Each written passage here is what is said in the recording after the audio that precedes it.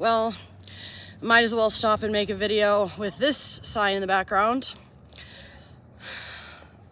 Since I'm starting a new YouTube page today, hopefully I can get a picture of this sign with the St. James Hospital behind it.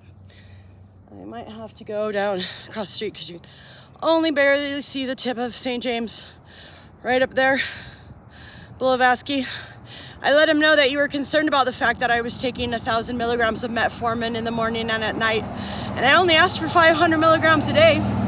But it's too much to ask to actually give somebody something that actually got them better.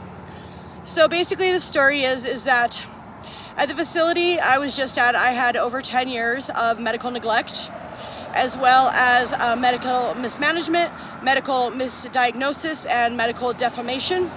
Stuff written on my charts that weren't even true, but they won't even release my medical records to me. Three different physicians won't even release my medical records to me. The only way they can actually legally do that is if it does contain controversial or classified information, which actually the whole Morgellons disease has been declassified by now, so that shouldn't even be an excuse. But so basically all they did was threw thyroid pills at me, which got me fatter, more chronically ill, and caused my ovary to be in so much pain that it literally needed to be removed.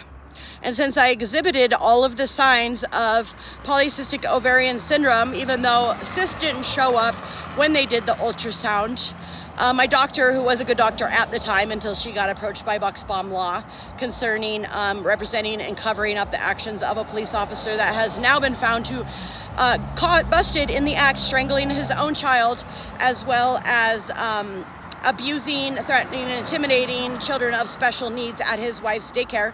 Congratulations, Butte and medical system and law system of Butte. You've managed to put federal eyes on this whole thing, and you've now managed to have this whole story be seen worldwide. You don't get away with committing federal crimes against me of hacking my devices and preventing my true story to be uploaded. It was kind of tough walking up this hill because my left ovary hurts so bad it needs to be yanked out again, but guess what? You're not getting my ovary. Sorry, keeping it. So once I started taking metformin, I was on 2 grains of thyroid for years and years and years, which brought me up to 220 pounds and so sick that I could not sit up in a chair. As soon as I started taking metformin, I had a giant flush that smelled like the marketplace of Nicaragua. It smelled just the same. And then my test started being like 0.0145, something like that. And I had to be drastically and very quickly reduced of my thyroid medications, till the point of things is where the last time that I was on the most minimal amount of thyroid, I actually fainted. It started causing me to faint half the month. I chipped this tooth and I bit halfway through my tongue. And that's the last time I've taken a thyroid pill and the last time I will, because I almost lost my ability to speak and sing. And it was metformin that got me better. But what I found out down there is that, yes, indeed, Ashley Westfall did scrub my records or attempt to, which she's not going to get away with because the mass of it already was sent to Social Security Disability. So if your stuff doesn't match up to that, then you've quite literally scrubbed my records, which is illegal, by the way. Why do these people get to get away with being illegal and committing federal crimes? And how is America ever going to be great again when people in the law enforcement and in the medical industry get away with being illegal and nefarious? You know what? All the kids are catching on to the true story of things. And medical industry, you're just watching your industries burn to the ground because you just can't do right. You can't relieve the taxpayers of a burden of keeping somebody chronically ill and thereby, having to remain on disability. I shouldn't be on disability anymore. Up until everything changed and the devil cheated his way into office and we had a coronavirus, we actually were put on the back burner. This condition I have has been very solidly proven to be a Lyme disease co-infection. I've had all the symptoms of that for 2 decades. All they did was threw thyroid pills at me, or antidepressants that actually caused depression, caused me to be suicidal. Had a genetic swab taken to actually confirm that with my particular DNA, and we all have a certain specific DNA marker that have this disease as well. So anyways, I was born at Dugway Proving Grounds and Area 52 in 1976. And then I got sicker and became more chronically ill after a missionary trip to Lake Nicaragua, a lake that was completely red, and that was in 1993. It was at the end of Civil War. The Civil War was over them basically cutting through the country of Nicaragua to establish it as a canal for these nefarious barges to go through. It's all greed-based, and it's all going down. Today is a day of recompense. Today is a day of reckoning. Hope your houses are in order.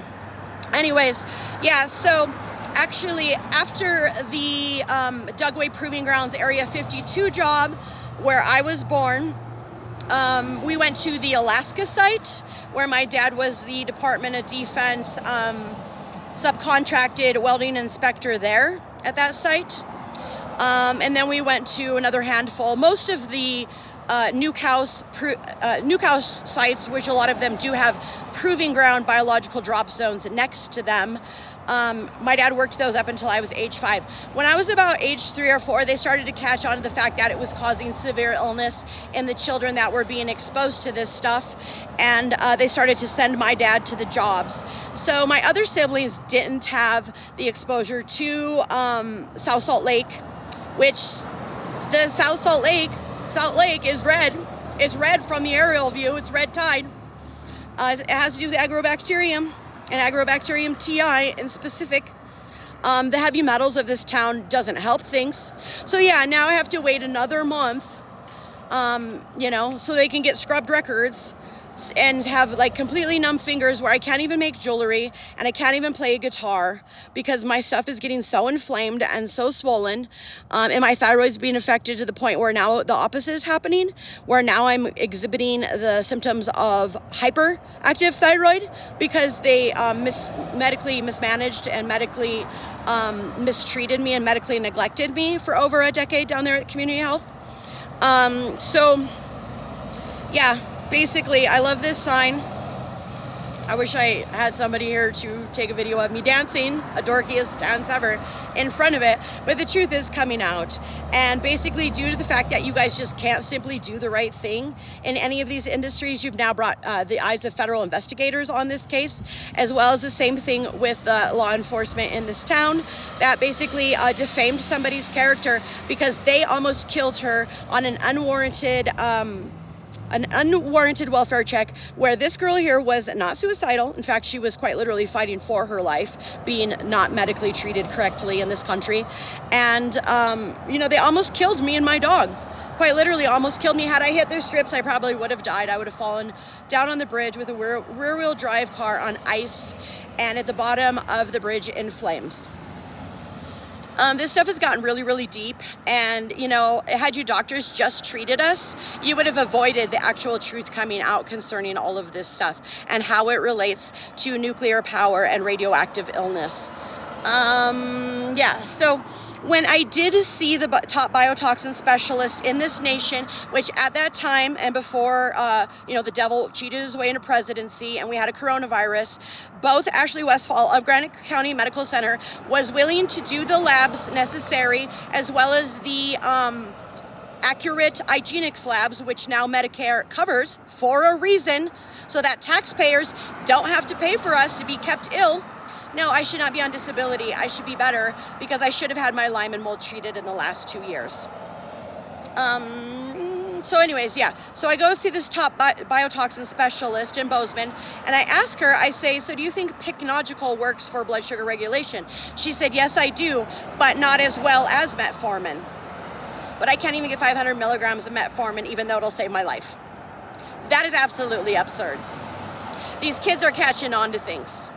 You guys have struck a flame, you've fanned the flame, and now you're going to watch your medical industry burn to the ground because you can't simply tell the truth and do the right thing.